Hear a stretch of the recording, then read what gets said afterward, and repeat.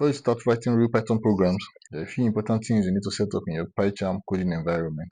And once that's done, we'll also cover the basic building blocks of Python so you can start understanding how code actually works. Let's get into it. Welcome back to Code with Fenwa.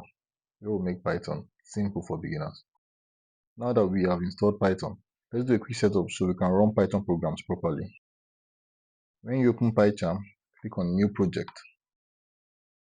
Give your project a name, for example, Python Basics.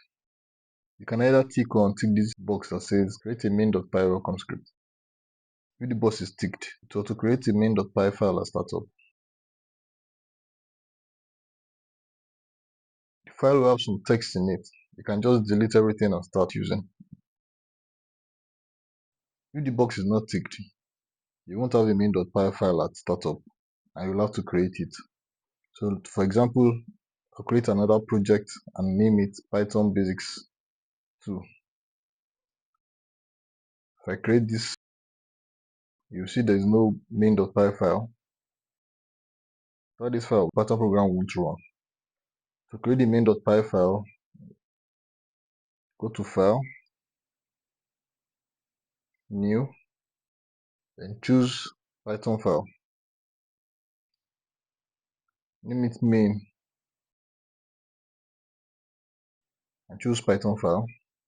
This will create an empty Python script where you can begin your coding. Now the most important part here is the Python interpreter. The Python interpreter is what actually runs your Python code. By default, Pycharm automatically locates your Python installation, but if it doesn't, go to File, Settings, Projects, and choose Python interpreter.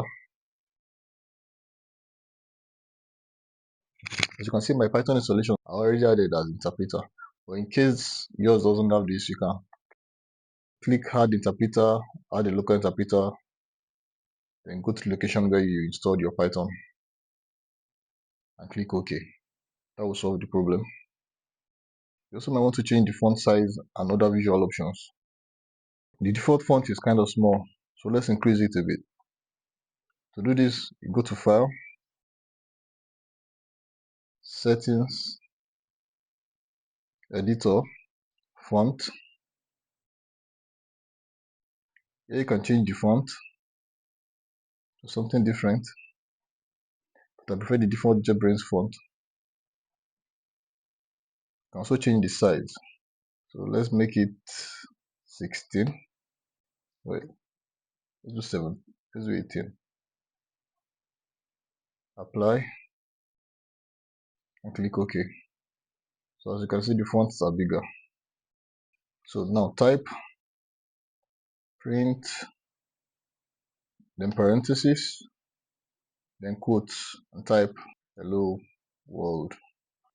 To run the program, click the run button, or you can just right click and go to run. At the bottom you see the output hello world. This section is the Python terminal. There are some tab sections here and they all have different uses and all functions. If you click the run button, you are taken to the run tab.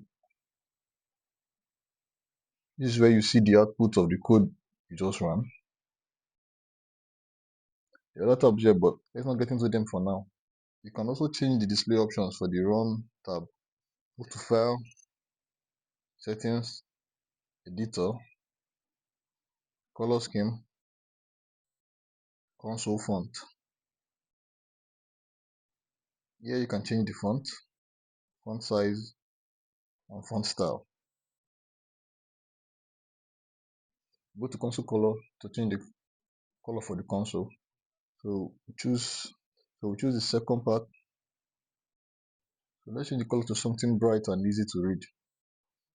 After that, click Apply and OK. You can add more print statements. For example, print welcome to code with Fenwa. You hit run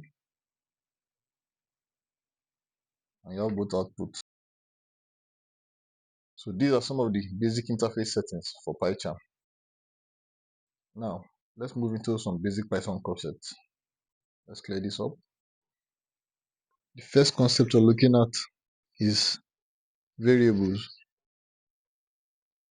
A variable is a container that stores information or value. For example, if you create a variable called name and store the string Fenwa into it, if we print this,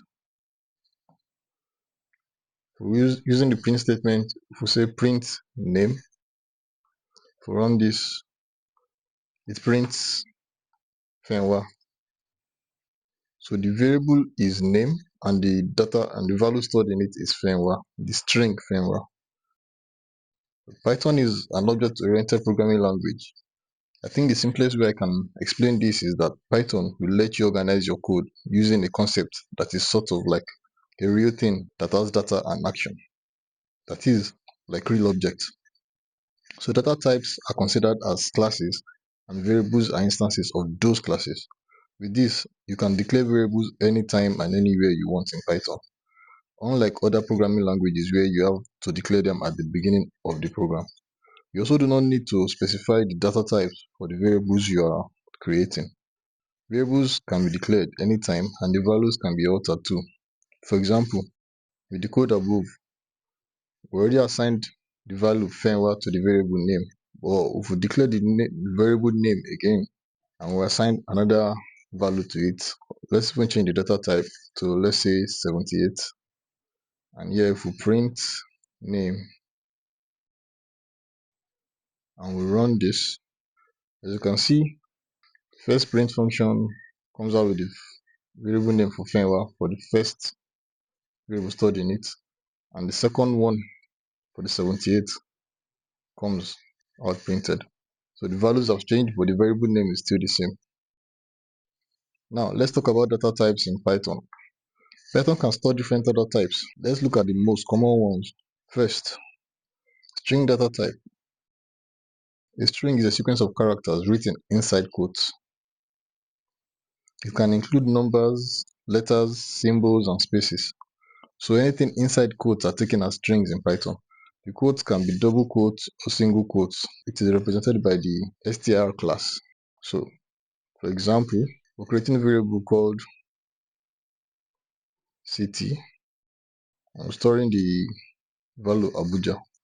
Let's say city is equal to Abuja. Like we did before, if we print city, it gives us the string Abuja. If you use the type function, you see the data type of any given variable. For example, using the type function, type, and we'll put this in parentheses. So let's be sure of noting brackets in Python is very essential. If you open, there has to be a close for this. So that's another thing the ID is helped with. Once you click, you can see the opening and the closing for each parenthesis. So if using the type function, if you run this, as you can see, the class is str for string. You can also concatenate string variables. For example, if we have city equals Abuja, we create another variable called country and say country is equals Nigeria, and say location, create another variable called location. So location equals city plus country.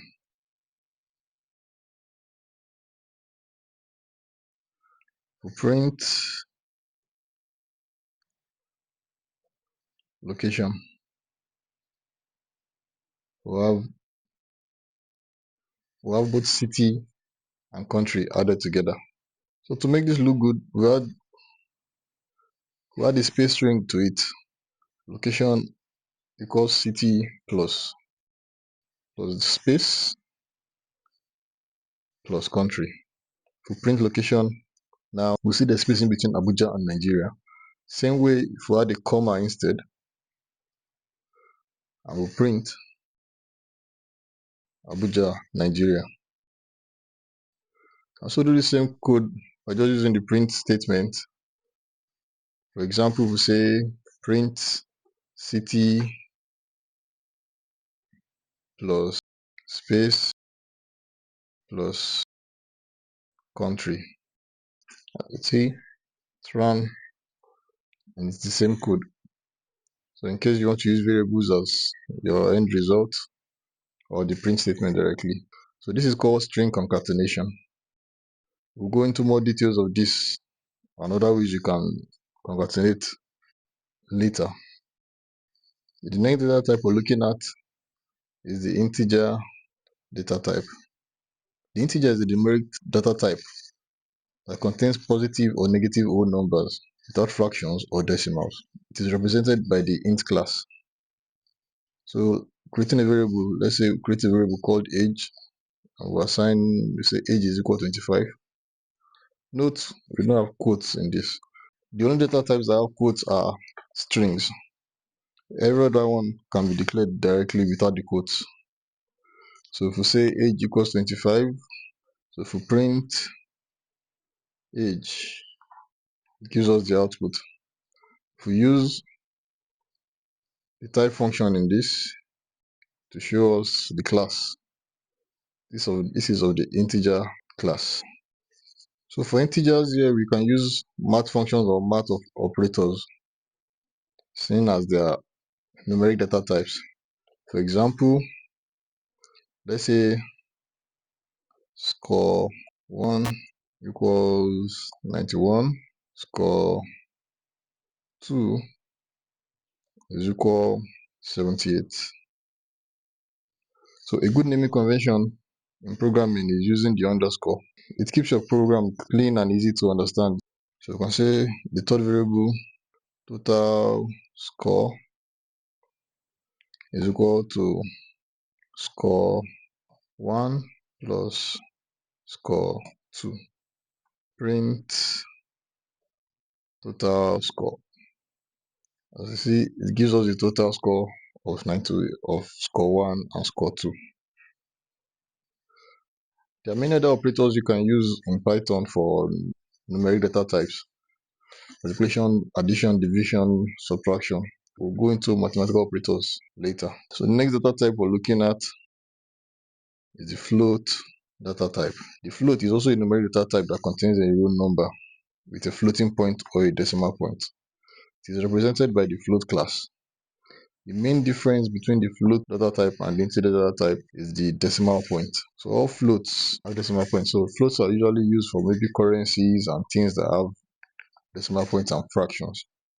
So for example, if we create the variable price, let's say it's equal to 10.5. If we print price and run it, gives us the output.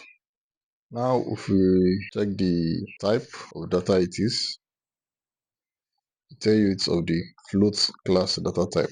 The last basic data type we'll be looking at is the boolean data type. This is a data type that stores one of two built-in values, true or false. It is represented by the bool class. To create the variable is student equals true. So if we print is student, gives us true. If we print the type to give you the class, the bool class for boolean. The usage of the boolean data types will be shown more with the if and for statement later on when we get to that stage. So let's talk about how to combine variables of different data types. For example, when concatenating, as we did earlier for the string data types, we can add them up. What happens if we want to print string with other data types, like let's say an integer? So for example, say name equals Fenwa, age equals 25. So if we say print my name is space plus name. With this, we won't have any problems as everything here are string data types. If we run this, it shows my name is Fenwa. But if we want to display the age, which is an integer data type, let's say print I am plus age years old. Notice what I did there, the string, then add the variable, and then finish with the string. We run into a type error saying can only concatenate string, not integer to string. To fix this, we have to use a process called typecasting to convert our age into string. So we put the age variable in brackets or parentheses, and in front of it we add str.